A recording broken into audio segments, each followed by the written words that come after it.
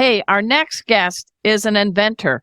He's a veteran and a doggone great guy. He's on a mission to bring out the best in our dogs.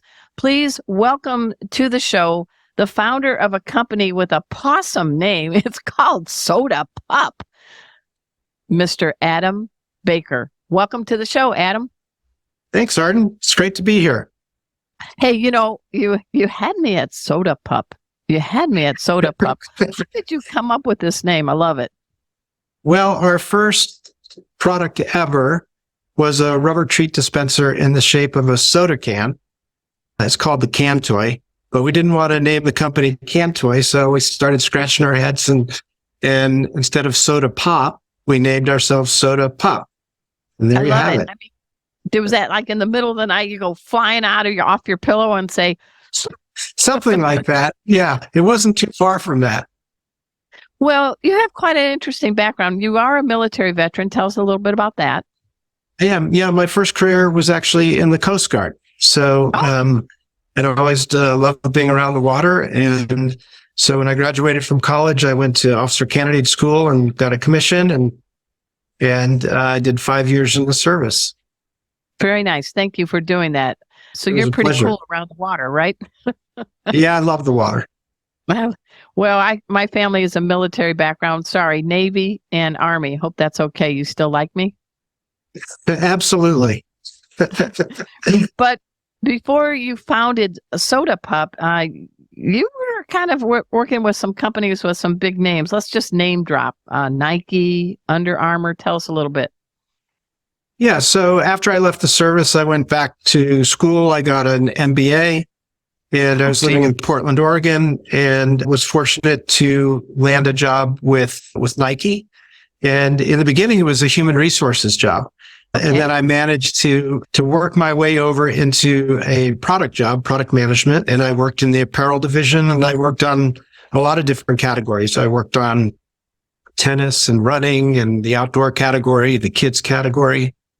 And then from there, I went to Under Armour, where I became the vice president of men and kids apparel. And that was an amazing experience as well. You know, I went there when they were a small $200 million business, and we went public, which was such a radio show. Yeah. Small like that. Yeah. Go ahead. Right. Yeah. So, wow. If only I could be that small here at SodaPup. You will. Yeah. So that was an amazing experience, and we went public in the time that we were there. So that was an amazing learning experience for me. It's a very, very entrepreneurial culture at Under Armour, competing against, real powerhouses like, Nike and Adidas. And so that was really instrumental. Yeah.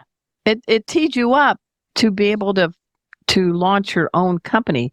So the Coast Guard taught you how to swim and not drown, and both in the business world and in the water, right? So there's your skill set from there. What about working for a powerhouse like Nike and then a company that became public like Under Armour? How did that all tee you up to say, I'm ready to spread my wings and create my own company? Yeah. So, the thing about Nike is it was like an MBA in and of itself, because it's such a well-run organization. There's so many talented people there. And the systems and processes were already pretty well developed. So, it was great for me to experience life in a more mature organization where all these things were in place. And then when I went to Under Armour, which was much smaller, much more entrepreneurial, a lot of those systems and processes were not yet in place. And so that was my role, was to kind of professionalize the product development process, if you will. And certainly on the front end, the product management aspect of that, knowing who your consumer is, figuring out what we need to make, how it needs to be priced, et cetera, et cetera. So those were both really, great experiences for me in terms of my own personal development. The safe womb of W-2, why did you leave it? I mean, it's kind of hard to be an entrepreneur, but I'm glad you're in the pet industry. But what said, I need to do my own thing? Well, so I took one more step. When I left Under Armour, I came to Crocs footwear. What I really learned at Crocs was I learned a lot about injection molding, because all their product is single injection molded footwear. And so And I went there during the deepest part of the recession in 2008. So the company was really not on a secure footing financially. And so it was a kind of a race to get that, get that ship righted and get the product strategy back on track. And so we were successful there. And then at that point, I'd also been watching the pet industry. Industry grew in the United States by 4% back in 2008, when the other industries were collapsing. So I thought, well, that's pretty interesting. Working for you. There's that MBA That's right. working for you, Adam. I can't help myself. So I started poking around the pet industry. And the thing that I really loved about the pet industry is that it's actually similar to the sporting goods industry in that it is driven by passion. People are passionate about their pets, just the way people are passionate about the next NBA season, the next NFL season, sports fanatics. And so I thought, well, if I could figure out how to apply the principles that I've learned in my career, apply them to the pet industry, and then find a way to tap into the passion that people have for their pets, then I thought we could create something pretty unique. And, before we went on air here, you had commented about the uniqueness of our products. And the reason that our products are so different from our competitors is because we don't view ourselves as a pet supply company. We view ourselves as a consumer products company. We're building products for women. 77% of our consumers are women. And so we want to create objects of desire that are appealing to women that work great for their dogs. And so we really try to bring, I guess, a degree of artisticness, if that's a word. Check in your site, everybody. That's your homework after the show, to go to sodapup.com. You're going to see a lot of color. You're going to see a lot of whimsy. And creativity is kind of a growing theme. I want to talk about the products after we take a break. Hey, we're talking to Adam Baker. He's the founder of SodaPup. I'm really getting thirsty when I say the name, and I want to pet my dog, Kona. See what you're doing to me with your name? But we're all going to learn a little bit more about what's going on at SodaPup after we take this break. So sit, stay. We'll be right back.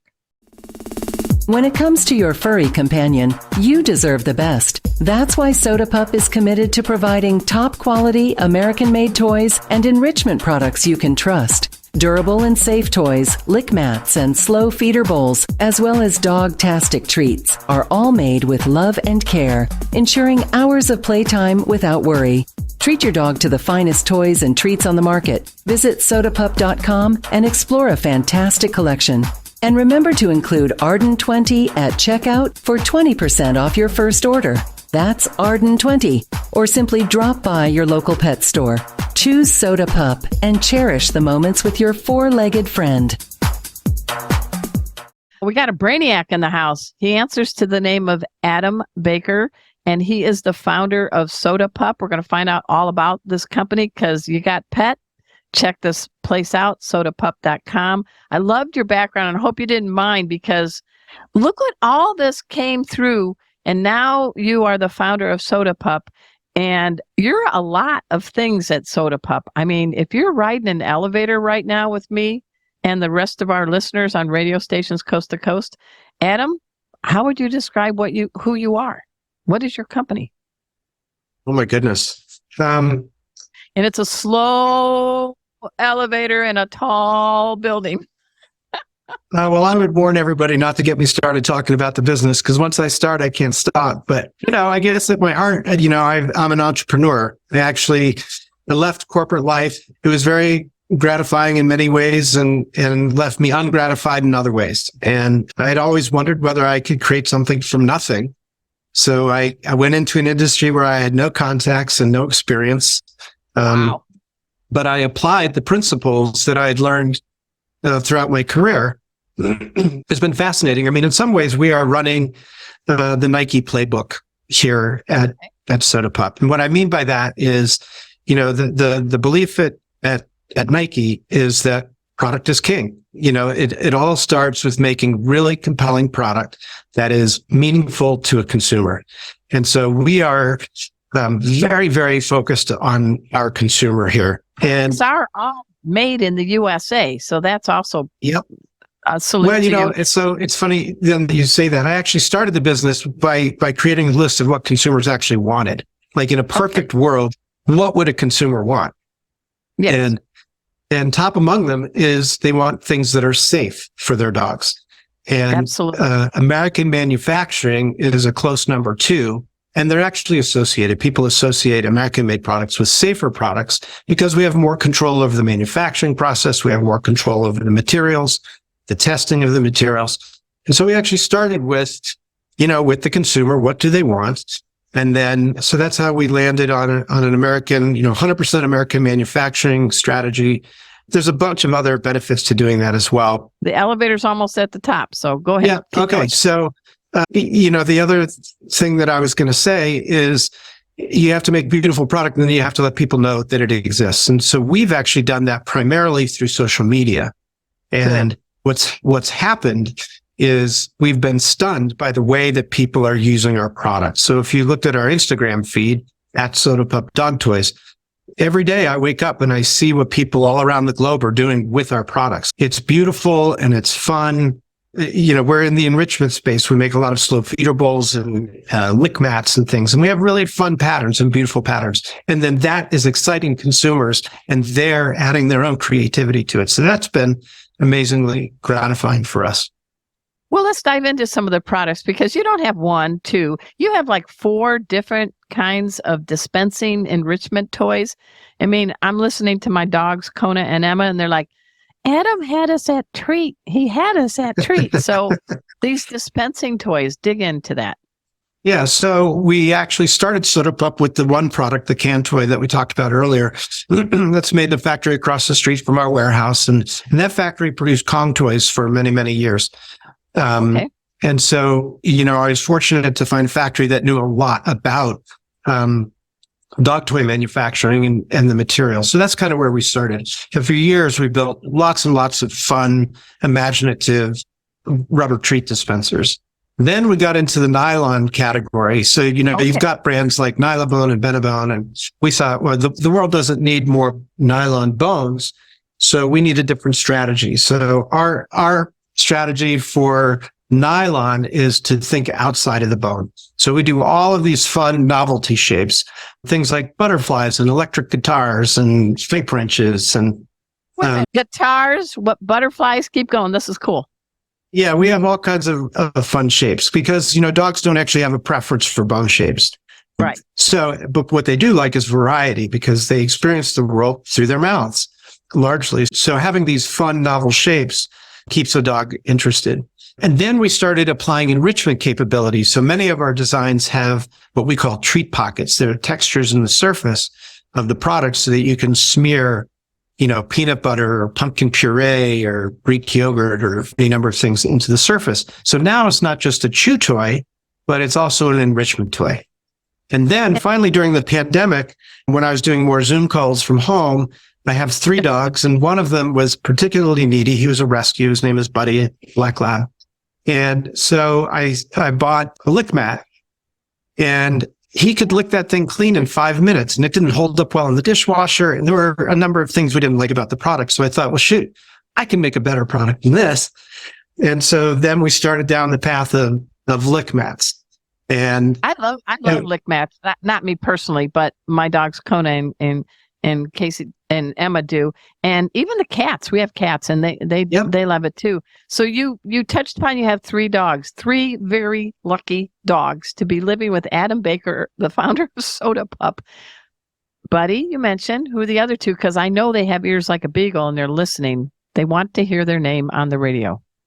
Yep. So Buddy's the Black Lab. We actually lost Buddy last summer to liver disease, but he was a good one for sure. Then we have Queso. Queso came from the Longmont Humane Society to us as a puppy. She's a mutt, but kind of like a husky, Akita looking dog. Very territorial, very protective. She's the guardian of the house. And then we have Sugar Plum. Sugar Plum is also a mutt. She came off of a Native American reservation in South Dakota. Got her as a puppy, and she's kind of a shepherd type of dog. She's got strong herding instincts. She's very, very energetic. So they're quite the pair. You got some shedders in your house. Yeah, we do. We can't win. When we had Buddy with us as well, we have black fur and we have, yellow fur. And so it shows on every surface. And we have 2 cats as well. So Well, wait a minute. we have fur on everything. What's the kitties' names? What are their names? We have Quincy Okay. and Ringo. Okay. Okay. You got a full house, Adam. One thing We I do. did want to bring out, I mean, you have a lot of different kinds of toys. They're very colorful, creative shapes. They're enriching, things like that. But you also like to give back. So tell us a little bit about, I think was trying to what is the program you call it? Rescue 2 or something? Rescue 2. What's your give Yeah. back? So we give back in 2 ways. So Okay. because we're committed to American manufacturing and I'm a veteran, we feel strongly about giving back to military and law enforcement working dogs. So canine Good. handlers. And we work with an organization called Military Working Dog Team Support Association, MWDTSA. It's a mouthful. But Yes, it is. But we work with them on a quarterly basis to do donations. And then we do a big Christmas giveaway where every military canine handler gets a SodaPup toy. So that's a cool program. Aw, And you're a then, Santa Claus. Look at you, Adam. and then the other thing that we do is, a normal part of the manufacturing process is to have cosmetic seconds that we don't sell at full Okay. price. And so we do a lot of product donations to, certified 501c3 animal shelters across the country. I like that. And it's, the toys work perfectly fine. They might just have a surface irregularity or something that we wouldn't want to sell at full price. So we're giving away the seconds. I think you're digging where you are in life right now. I can feel your energy, Adam. What is something you think that cats, dogs have done to make you a better Adam Baker? Oh my gosh. Well, the greatest thing about dogs in particular is unconditional love. And if as a species we could learn to be that way, we'd be much better off, So yeah, I think we all learn from our dogs. Plus, my wife and I, we've been married 38 years. We've got 2 kids, but we had a lot of dogs before the kids came along. And so they were definitely good training for us to learn how to care for and love another being. So Give Yeah. a shout out to your wife, because every time I hear a game show and somebody says, and I want my beautiful wife, and I'm like, what's her name? my wife's name is Chris, and the dogs are lucky primarily because of Chris, because Oh. she takes amazing care of them. And we have a lake in our community. So our dogs get to, because I love water, we had to be near water. So the dogs get to go swimming and walking every day. It's a good life. It is a good life, and you're making a life good for dogs everywhere. I want you all to go to sodapup.com after the show.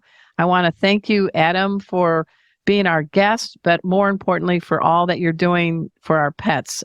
You survived being on the show. What do you think? It's been great fun. I appreciate you having me on, Arden.